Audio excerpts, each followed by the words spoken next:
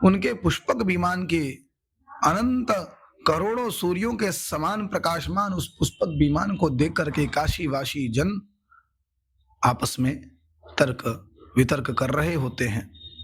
क्या सैकड़ों की संख्या में वह अपनी छतों पे चढ़ जाते हैं, महलों की छतों पे चढ़ जाते हैं और उसको देख करके वितर्क करते हैं, कहीं सूर्य तो ही पतित तो नहीं हो रहा, किस प्रकार का यह प्रकाश है। इस प्रकार से कौतूहलवश पूरे नगर में कोलाहल मचा हुआ है। जब वह विमान निकट आता है तब सब जनों ने वह पहचान लिया और देखा, कहा, अरे ये तो अयोध्यापति श्रीमान श्री रामचंद्र जी हैं, जो नगरवासियों के साथ पुष्पक विमान में आरूढ़ होकर के यहाँ के लोगों को सत्कृत करने के लिए यहाँ पधार रहे हैं। इस प्रकार की वार्ता करते हुए नगरवासियों की ध्वनि भगवान विश्वनाथ भी सुन पड़े। वे शीघ्रता पूर्वक भगवती पार्वती के साथ वृषभ पर आरूढ़ होकर के काशी निवासियों को साथ लेकर के श्री राम के समीप गए। वे श्री राम के लिए बहुत सारी भेंट लेकर के गए। इसी समय श्री राम ने देहली विनायक का पूजन कर साक्षात भगवान विश्वेश्वर का दर्शन किया और सिर झुकाकर उन्हें प्रणाम किया। भगवान शिव ने श्री राम का आलिंगन किया। श्री राम ने शिवजी द्वारा लाई गई उपहार की वस्तुओं को स्वीकार किया। तदनंतर उन्होंने वस्त्रों तथा अलंकरणों आदि द्वारा शिवजी की यथाविधि पूजा की। तदुपरांत उन्होंने भगवान शिव का हाथ पकड़ करके काशी में प्रवेश किया। तदनंतर वे दोनों वाहन का परित्याग कर मणिकर्णिका तीर्थ में गए। वहां सीता सहित श्री राम ने क्षौर कर्मादि कर्म करवाया। चक्र पुष्करणी तीर्थ में श्रीफल समर्पित किया और वहां वस्त्रों सहित स्नान किया। तदनंतर उन्होंने काशी की दैनंदिनी की जाने वाली तीर्थ यात्रा संपन्न करके एक दिन का उपवास किया। तदनंतर तीर्थ श्राद्ध आदि संपन्न करके पंचतीर्थी यात्रा पूर्ण की। इसके अनंतर अंतर्गृही यात्रा, महायात्रा, उत्तर मानस तथा दक्षिण मानस, इन दोनों मानस तीर्थों की यात्रा, 42 लिंगों की यात्रा, इसके अनंतर 8 शिवलिंगों की यात्रा, तदनंतर 56 विनायकों की यात्रा, फिर अष्टभैरवों की यात्रा, 64 योगिनियों की यात्रा और दर्शन पूजन संपन्न करते हुए नव दुर्गाओं का दर्शन किया। इसके बाद 8 दिग्पालों का दर्शन, नवग्रहों का दर्शन और क्षेत्र की प्रदक्षिणा रूपी पंचक्रोशी यात्रा को संपन्न किया। इस प्रकार रघुत्तम श्री राम ने 14 यात्राओं को विधिवत पूर्ण किया। फिर उन्होंने काशी के वायव्य कोण की सीमा पर स्थित वर्णा नदी के सुंदर तट पर रामेश्वर नामक शुभ महालिंग की स्थापना की। फिर उन्होंने भागीरथी के तट पर अपने नाम से राम तीर्थ को प्रतिष्ठित किया। श्री राम तीर्थ की यात्रा के लिए गए हुए हैं, यह समाचार जानकर श्री हनुमान भी वहां आ पहुंचे। उन्होंने श्री राम और सीता को प्रणाम किया।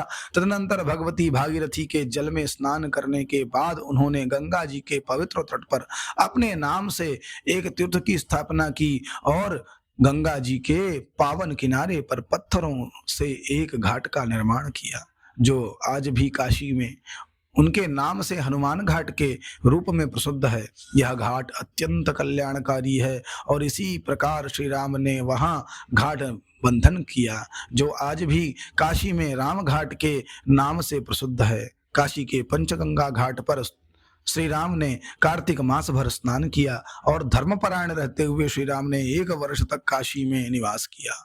वहां उन्होंने काशी में वास करने वाले सभी तीर्थवासियों को रत्न वस्त्र, अलंकार, गौ, सुवर्ण और चांदी से निर्मित पात्रों, अमृत के समान सुस्वादु पकवानों तथा शर्करा समन्वित पायस आदि द्वारा पृथक पृथक संतुष्ट किया।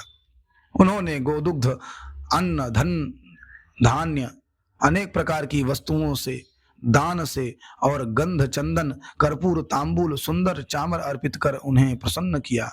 रुई से परिपूर्ण गद्दे, कोमल पलंग, दीपक, दर्पण, आसन, शिविका, दास दासी, पशु तथा ध्वजा पताका से युक्त उज्जवल भवनों को प्रदान कर उन्हें सम्मानित किया।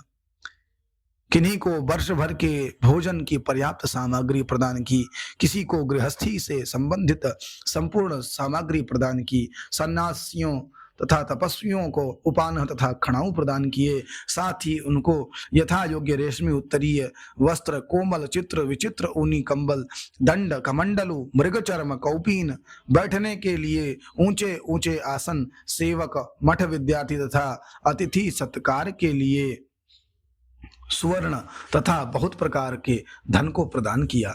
वैद्यों को उनकी आजीविका के साधन रूप बहुत सी औषधियां समर्पित की। लेखकों को अपने जीवन यापन के लिए बहुत से ग्रंथ प्रदान किए। बहुतों को अत्यंत मूल्यवान रसायन प्रदान किए। किन्हीं किन्हीं लोगों को दान पत्र अर्पित किए। ग्रीष्म काल में पौसला चलाने के लिए धन दान दिया। हेमंत ऋतु में अग्नि जलाने के लिए ईंधन रूप में काष्ठ आदि का वितरण किया। वर्षा ऋतु में वर्षा से संरक्षण के लिए छाता तथा आच्छादन का वस्त्र प्रदान किया। काशी में पठन पाठन करने के लिए प्रकाश हेतु बहुतों को दीपक आदि साधन प्रदान किया। किन्हीं को पैरों में अभ्यंग के लिए स्नेह द्रव्य प्रदान किया। प्रत्येक देवालयों में पुराण आदि का पाठ पारायण हो इसके लिए धन दान दिया। देवालयों का जीर्णोद्धार करने की व्यवस्था की और उनमें अनेक प्रकार की चित्रकारी के लिए तथा रंगशाला आदि के सौंदर्यीकरण के लिए धन प्रदान किया। गुग्गुल आदि सुगंधित द्रव्यों, दशांग धूप, आरती संभार, उत्तम सुगंधित धूप, कर्पूर, रुई की बत्ती आदि अनेक प्रकार की देव पूजा की सामग्रियों की व्यवस्था करवाई। देवताओं के स्नान के लिए पंचामृत तथा सुगंधित द्रव्यों को प्रदान किया। देवताओं के मुखवासार्थ तांबूल, इलायची आदि दिया। अनेक देवोद्यानों को लगवाया। सभी शिवालयों में भगवान शिव की तीनों कालों में की जाने वाली महापूजा के लिए पुष्प तथा माला गूंथने की व्यवस्था की और देवालयों में शंख, भेरी, मृदंग आदि वाद्यों का वादन का प्रबंध किया। देवताओं के स्नान तथा अभिषेक के लिए घंटा, गड़ुआ, कुंभ आदि स्नानीय वस्तुओं को स्नान अनंतर प्रतिमा के अंग प्रोक्षण के लिए श्वेत वस्त्र और अनुलीपन के लिए सुगंधित द्रव्य एवं यक्ष कर्तम आदि प्रदान किए। देवालयों में जप तथा होम स्तोत्र, उच्च ध्वनि में शिव नामोच्चारण, रास क्रीड़ा, चमर आदि लेकर के समवेत रूप की जाने वाली प्रदक्षिणा का प्रबंध किया। इस प्रकार के अनेक क्रियाकलापों के हेतु प्रबंध करते हुए श्री राम ने काशी में 1 वर्ष बिताया और उस अवधि में अनेक तीर्थों की स्थापना की। उन्होंने भगवान विश्वेश्वर को प्रणाम करने से दीन और अनाथों को भोजन, वस्त्र आदि से संतुष्ट किया। उन्होंने वहां ब्रह्मचर्य धर्म का पालन करते हुए, सत्य संभाषण करते हुए तीर्थ के नियमों का भली भांति परिपालन किया। इस प्रकार कालयापन करते हुए अंत में उन्होंने श्री विश्वनाथ, काल भैरव, गणाधिपक ढूंढीराज, अन्नपूर्णा, दंडपाणि का दर्शन करके उन्हें बारंबार प्रणाम किया और फिर भगवान ने विश्वेश्वर से अनुमति लेकर के रघुत्तम श्री राम आकाश मार्ग से होते हुए गंगा के दक्षिणी तट पर गए। जय जय विश्वनाथ। भगवान श्री रामचंद्र जी की काशी यात्रा का वर्णन इस प्रकार से संभव हुआ, इस प्रकार संपन्न हुआ। जय जय श्री राम। हर हर महादेव।